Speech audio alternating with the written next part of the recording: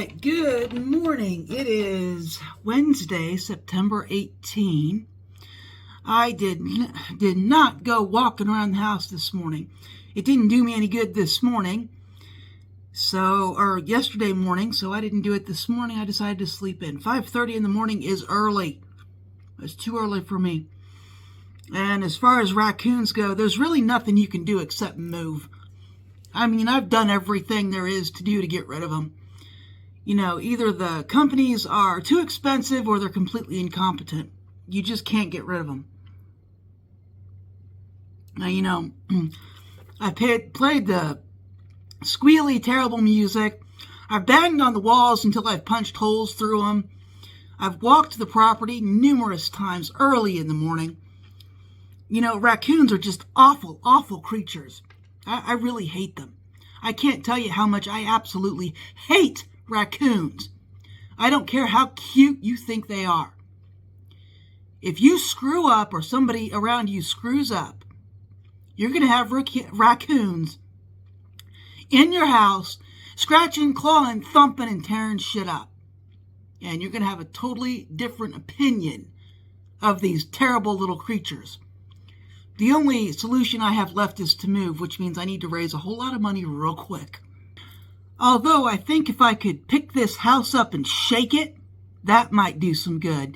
But here's the problem with mobile homes. They're not mobile. They're not mobile in the slightest.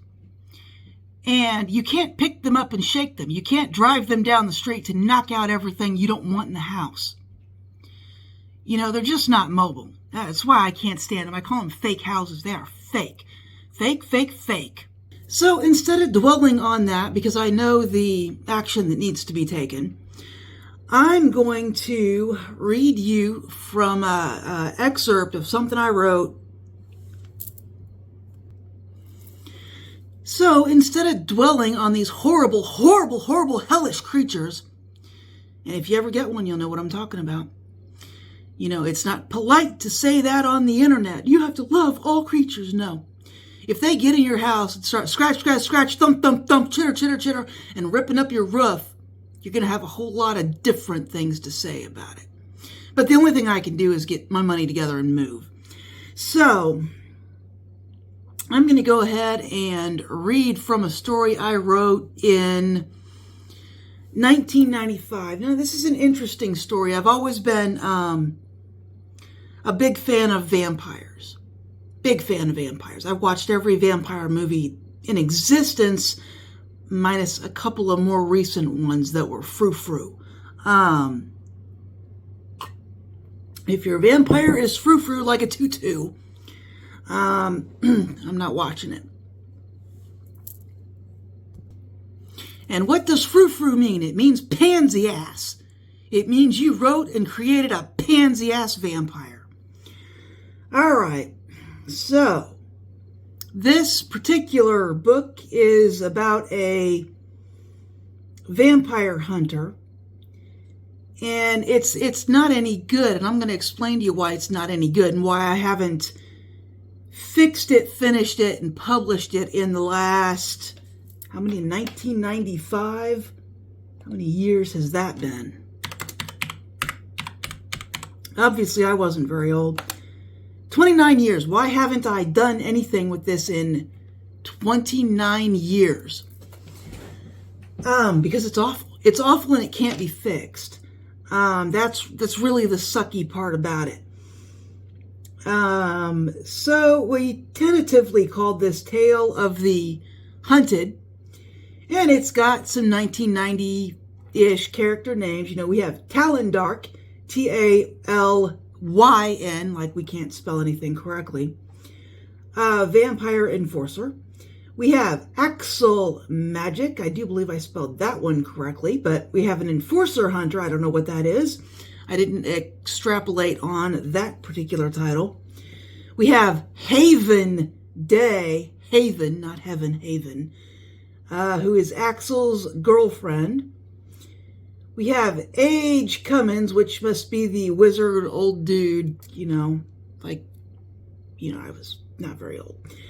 Talon's advisor and advisor to the king, and we have Jacob Stone, which actually makes this particular Jacob makes a lot of appearances in a lot of my books. This character concept shows up a lot. I actually like this character concept. So in this book, this Jacob Stone is the King of Stone. That must be the city name or mountain name, or who knows. I didn't write any more than that. This is 1995. I was not just starting my writing journey, but I was just starting. It was just starting to mature. So let's get into what this text is and why it's not fixable.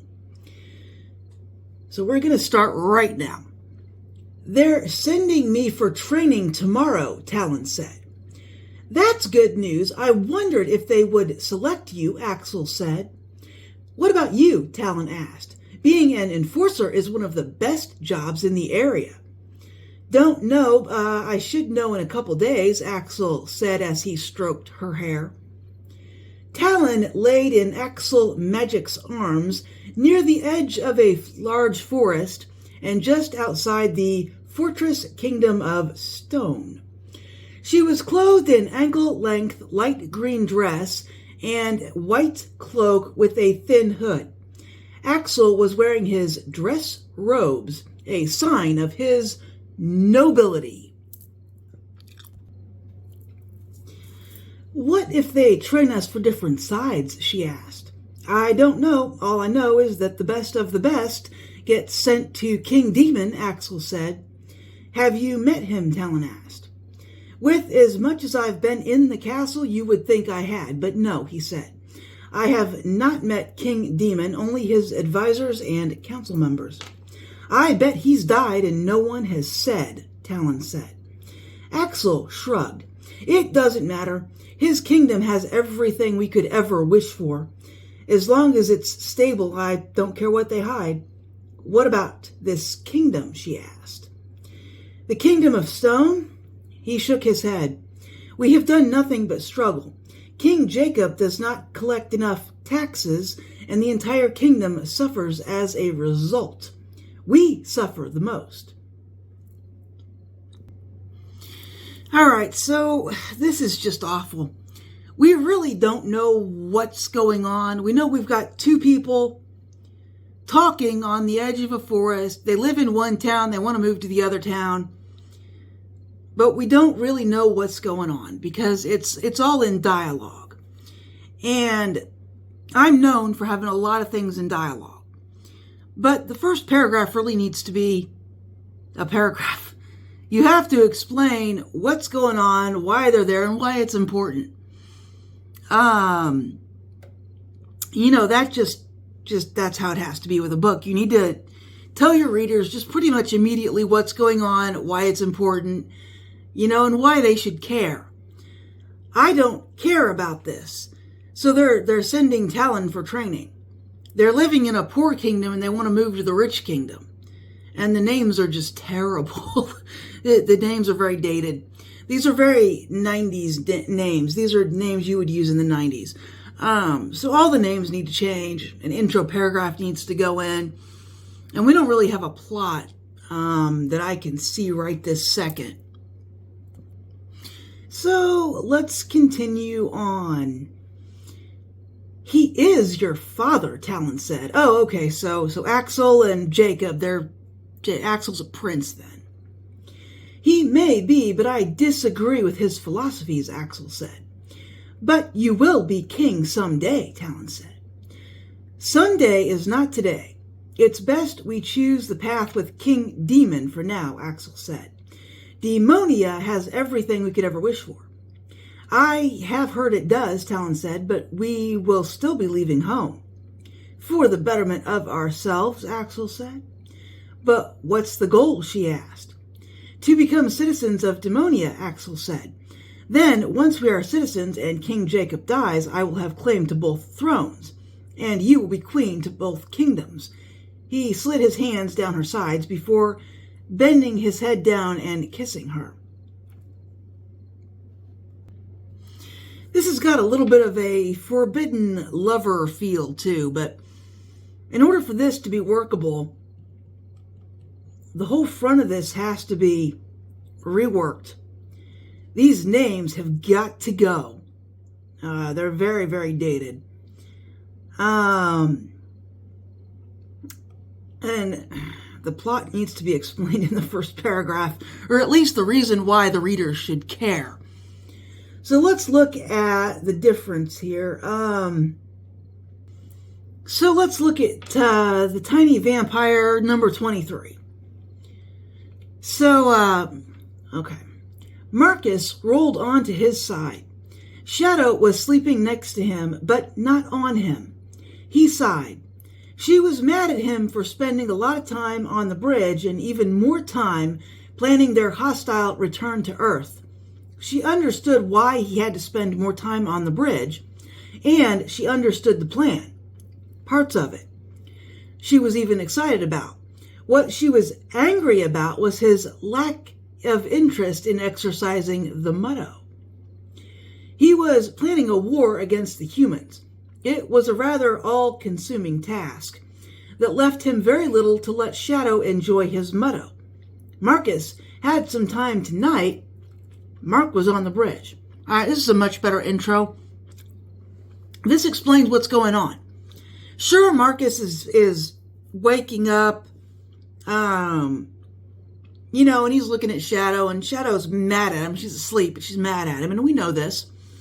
So this is instant conflict. Shadow's mad. He's planning a war a war on Earth, etc., etc. This is much better. We know why we should care.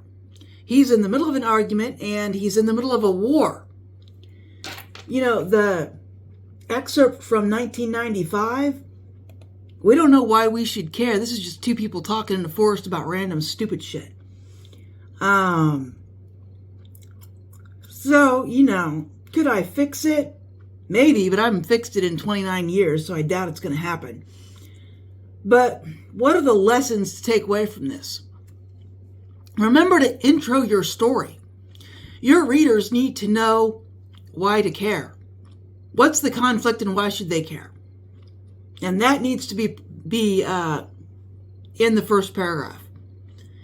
And for some story like this, they may give you a couple of pages, but if you don't tell them why they should care in the first few pages, or at least the first chapter, your readers are going to stop reading and go find something that they can care about.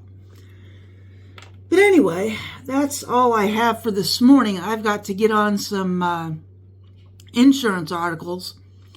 And these are independent agents, because we all know what's going on with mainstream insurance. They're collapsing. So my clients are not mainstream insurance. They're independents that are trying to get, more of the share of customers that are being dropped. But anyway, that's what I'm into this morning. And then I will work some more on probably my gimme, greedy story. So I will talk to you later. Remember to like and subscribe.